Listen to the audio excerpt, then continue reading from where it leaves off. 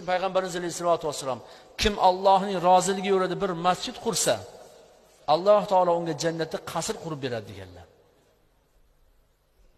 Qani aytinglarchi, bitta vahobiy masjid qurdimi?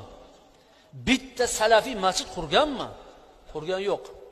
Ustozimiz Shayx Muhammad Sodiq Muhammad Yusuf hazratlar rahmatulloh alayhi aytardilar. Mana shu bemazhablarga qarshi kurashishda. Bular qayerga borsa dinga dushmanlik qiladi. Qayerga borsa o'sha joyda rivojlanish, taraqqiyotning tomiriga, ildiziga bolta uradi. Bitta vahobiy yo'qki masjid qurgan bo'lsa, bitta salafiy, soxta salafiy yo'qki masjid yoki madrasa qurgan bo'lsa. Qani aytinglarchi? Mana Buxoroy sharifda bormi birorta mard agar, ha biz vahobiylar to'planib bitta masjid qurganmiz deydilar. Yo'q. Chunki qura olmaydi. Nima uchun qura olmaydi bilasizlarmi? Nimaga masjid qurmaysanlar desang, ular aytadiki, "Ya bizga bu vatan kerak emas" deydi. Bahonani qarang. Ko'ryapsizmi? Holbuki biz qurib qo'ygan masjidga kelib namoz o'qiydi. Siz bilan biz ahli sunna val jamoa, Maturidiy e'tiqodi, Hanafiya mazhabi, Naqshbandiya tariqati, osim qiroatida amal qilayotgan mo'min musulmonlar qurgan masjidlarda kelib ibodat qiladi. Namoz o'qiydi. Yana nima qiladi? Fitna urug'ini sepib ketadi. Boshqacha namoz o'qiydi, bitta yoshi yo'lda urishga harakat qiladi. Nima uchun siz boshqacha namoz o'qiyapsiz desa, "Ya bu imomlaring adashgan bo'lar" deydi. Mana bu hadis sharifda bor deydi, sekin vasvasa qilishni boshlaydi. Faqat zarar, koni zarar bular. Ana shunday insonlar vatanni sotadi. Chunki bunday insonlar chet eldagi bularga mo'may daromad yuborib turgan homiylari bilan doimiy maxfiy aloqada bo'ladi.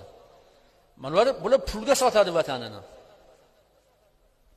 Ingliz bosqinchilari bilasizlar, juda ham ko'plab yurtlarni bosib olgan. Ana shunday yurishlaridan birini Iroqqa to'g'rilabdi. Iroq yerlariga kirib borayotgan paytda bilasizlar, yurtning chet dashtlarida, sahrolarda qo'ychivonlar qo'y boqib yuradi. Bir qo'ychivon qo'yni boqib yurgan ekan. Ingliz ofitseri askarlari bilan birga kelibdi-da, qo'ychivon bilan uchrashib, gaplashib, qo'ychivonning asosiy yordamchisi, eng zo'r quroli nima? Qo'ylarni haydab qonun qoidasiga itoat ettirib turadigan itlari bo'ladi, ya'ni kuchuklari bo'ladi. Baquvvat, bo'ri bosar itlar bo'ladi. Haligi ingliz ofitseri iroqlik bir musulmon qo'ychivonga aytibdi. Mana shu itlaringdan bittasini debdi, bo'g'izlab tashlasang, senga bitta bir funt sterling beraman debdi. Funt sterling dollardan ham katta pul turadi endi. Haligi qo'ychivon bo'ldi debdi. Itini, podachini itini qanday qiymatga ega bo'ladi u? Shunda oltda so'yib tashabdi. Bir funt sterling beribdi. Qo'ychivon jim turgan ekan, shu itingni debdi hozir. Terisini shirib tashlasang, yana bir funt sterling beraman debdi. Itini terisini shirib tashabdi. Bir funt sterling beribdi. Keyin aytdi ofitser, go'shtini, shu itingni go'shtini nimtalab tashagin, yana bitta funt sterling beraman debdi. Qo'ychivon pichoqni olibdi-da, o'zini qadrdon itini, go'shtini nimtalab parcha-parcha qilib tashabdi. Bitta funt sterling beribdi. Ofitser askarlarni to'plabdi, indamasdan ketayotgan ekan, qo'ychivon, "O, to'xta" debdi. Ha degan ekan, "Yana bir funt sterling bersang, shu itimni go'shtini yeyman" debdi. Ofitser nima debdi? "Kerak emas menga yeyishing emasliging" debdi. "Ha, unda nima uchun buni o'ldirtirding? Nima uchun go'shtni nimtalatding? Funt sterling berding-ku. Yana bir funt sterling ber, shuni go'shtini yeb olaman" debdi. Ofitser aytdiki, "Menga bu kerak emas. Men seni sinovdan o'tkazib oldim." "Qanaqa sinov edi?" desa, "Men hozir bosib kelayotgan bu yurtning aholisini o'zini qaramog'i ostidagi mol-mulkiga, vataniga, o'ziga kerakli bo'lgan ashyolarga qay darajada muhabbati bor, pulga sotadimi yoki yo'qmi, shuni sinamoqchi edim. Sinovdan o'tolmading. Senlarni yurtingni arzimas kunda bosib olaman.